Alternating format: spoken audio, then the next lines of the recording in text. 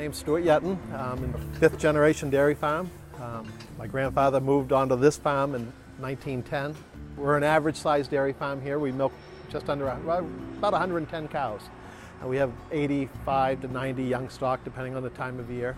The nicest thing about being a dairy farmer that I find is the variety of things that we do. I mean, we go from milking cows to cleaning out stalls, right up through to working with genetics and seeing a top cow making 120 pounds a day and just working with the animals. I do enjoy working with the animals.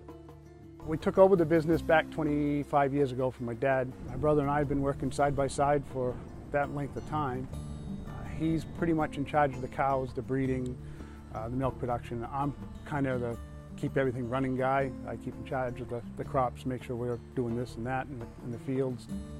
Our biggest holdbacks for us is land availability to grow enough feed to feed all these animals. It takes a lot of acreage, and you know, we're competing with the homeowners or people that want to build homes in these nice fields and stuff, and we try to keep the land open for everybody else to use later on. So I mean, if we have open space to grow our crops, then people have open space to either go hiking, hunting, fishing, snowmobiling. So we kind of work together with everybody so we can keep growing a high quality product for people here in the Northeast.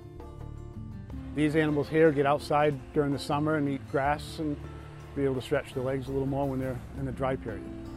Well, they're getting a balanced ration that's being put up by a nutritionist that I work with.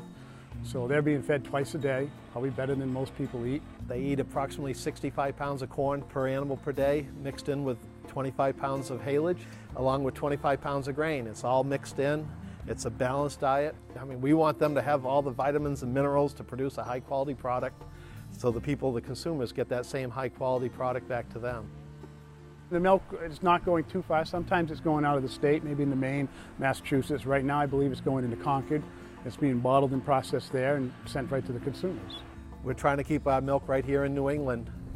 We're trying to promote the dairies here in New Hampshire and in the Northeast, and provide a healthy, wholesome product that's not being trucked in from the Midwest or down in the Southwest. The consumers want a local product. I'm Stewart Yeaton, your local New Hampshire dairy farmer, right here in Epsom, New Hampshire, where we've been farming since the early 1900s.